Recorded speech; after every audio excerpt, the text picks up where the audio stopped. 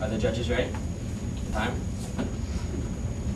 Some people thought Crazy Eddie Muldoon and I were to blame for breaking Rancid Crabtree's leg. Oddly, the older soul woodsman himself was one of the people who thought this. He said as soon as he got off his crutches, he intended to run Eddie me down and one of the door at us. We weren't too worried. We figured by the time Rancid got out of his cast, he would have cooled off enough to see that the accident was really his own fault. But before he got off his crutches, The little incident with the Bobcat occurred. generally confusing matters even more. As Crazy Eddie observed at the time, you try to do a kind deed for a person, And it just gets into more trouble. anyway, here are the true facts about the entire mess. A good deed Goes wrong. by Patrick McManus.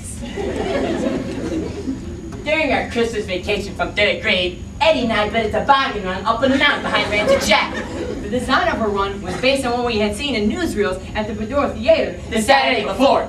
The two runs were almost identical. except ours was steeper and faster than the newsreel and went over. And under logs. And had brush on both sides of it. At least one of those turns was much sharper. And if you didn't make that turn, You would be shot up into space and sail for some time over the valley, looking down at the tiny cows and cars beneath you. And this in turn might elevate your anxiety to a dangerous level. so you wanted to be sure to make that sharp curve,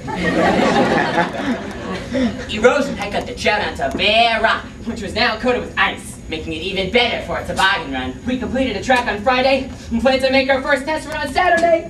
The next morning, Crazy Eddie and I were dragging my sled past Rancid Shack on our way to test our toboggan run. And we're arguing who got to go down it first. Listen, Eddie, it's my sled. Yeah, that's right. That's why you should get to be first to test the run. No, sirree, I should be the one who gets to choose who goes first. And I choose you. Well, then, Rancid stuck his head out the door of his shack. What are you boys up to now? Some kind of monkey business fell down. I ain't never seen no youngest boy get in more trouble than you two. We built a toboggan run on the mountain. Just like in the newsreel, Rancid. It's fast, too. I better go check this out. You fool half-pits probably invented some new way to kill yourselves. Half an hour later, we stood at the start of the toboggan run. Shoot, you call this a toboggan run? I can't believe I climbed all the way up here, see this piddling little trail in the snow. I must have been out of my mind. Give me that sled. Least you could do is let me ride back to the bottom of the mountain on it. I handed him the sled. Rancid plopped down on it, sitting upright with his long legs thinking way out in front. Might be dangerous, Mr. Crabtree. Dangerous. Eddie, I suspect I never told you, but I used to be a professional bobsled. Just like you see in the movies. Racing Rancid, they used to call me. Gee, I didn't know that! I figured that he must have been a professional bobsledder Right after being a fighter pilot. and before he became a big game hunter in Africa. Or about the same time he was a champion prize fighter. Yeah, nah, give me a shovel. He slowly glided away. Sure enough, the time we heard him yell was when we thought he shot the funnel into the skid trail. Golden!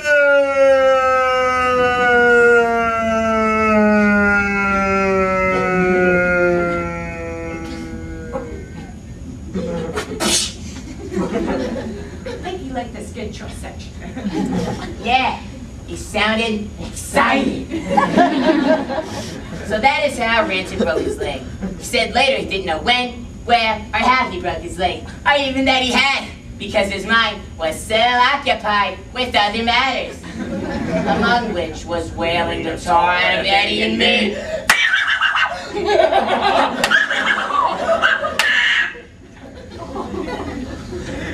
The only eyewitness was old Miss Swisher. Who couldn't really be relied on for an accurate observation. Now, I got a little mixed up and thinking it was Sunday instead of Saturday. I started driving to go to church.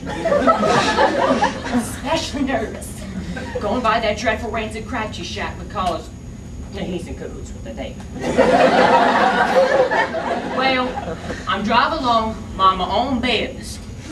All of a sudden, that old Crabtree zooms right by me. Just fine he was, about a foot in the air.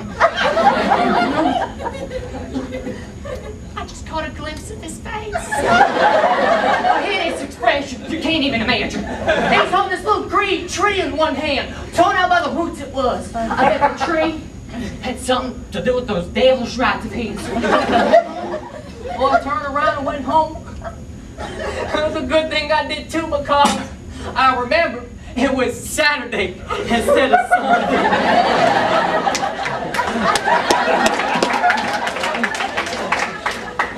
And nobody took old Mrs. Fisher's account seriously. Although Eddie and I did recover my sled at the bottom of St. Creek Hill.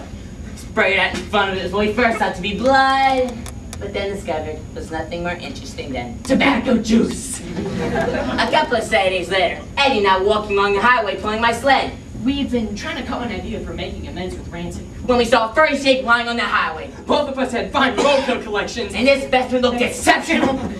It's mine. You got the last one. No, siree. I remember you got that nice flattened toad last fall. What is this anyway? My gosh, it's a bobcat. Feel it. It must have just been killed. It's still warm. Look, it's got a bit of blood on it where the car hit it, but otherwise, it's in great shape. Well, I better take my bobcat home. Maybe I'll stuff it. No, you won't. I'm gonna take it home and fluff it. Hey, wait a minute. I know what. We'll give it to Rancy. He can skin it and sell the hide. Didn't want to be mad at us anymore. What do you say, Eddie? We loaded the bobcat On my sled. and hauled it over to Rancid's shack. I pushed the door gently open and peeked inside to make sure Rancy wasn't close enough to the swamp before he's already brought him a gift. The old woodsman was still in bed, snoring loudly. His casted foot was sticking out from under the covers and resting on a block of firewood. He pulled a red wool stocking cap over his bare foot and was stuck out of the cast. Rancy's still sleeping. Should we wake him up? Nah, he can see it when he first wakes up.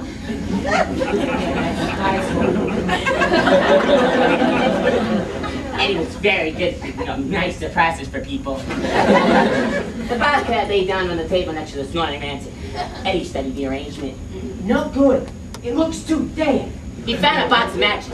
Then, taking out 2 of the matches, he used them to pop apart the big cat's lips and a pretty fair imitation of a snarl. He stuck the matchbox on the animal's shin, so it looked as if the bobcat was on its head up. Then, he tiptoed out and hunkered alongside the door to wait the old man's awakening. I think he's gonna be real surprised.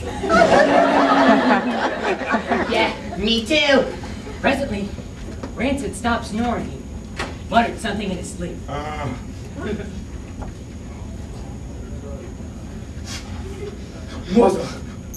What in darnation?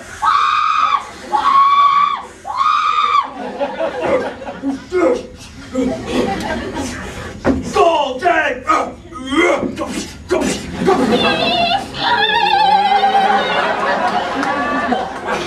Get away!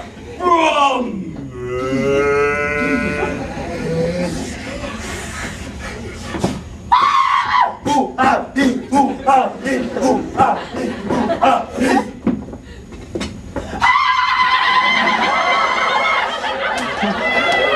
really didn't think you'd be this surprised. At that moment, Rancid burst out of the cabin, shot across the yard into his privy. Then the bobcat walked out the door! He gave us a contemptuous glance and went off up the mountain. Rancid opened the privy door just a crack, watched the bobcat till it disappeared into the woods. Then, he saw us.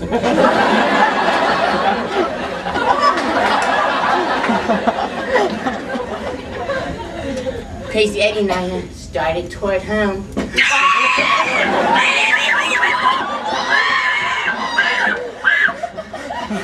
You ever seen Rancid move that fast before? No, especially not on crutches. He didn't even use his legs. Had those road crutches for brothers.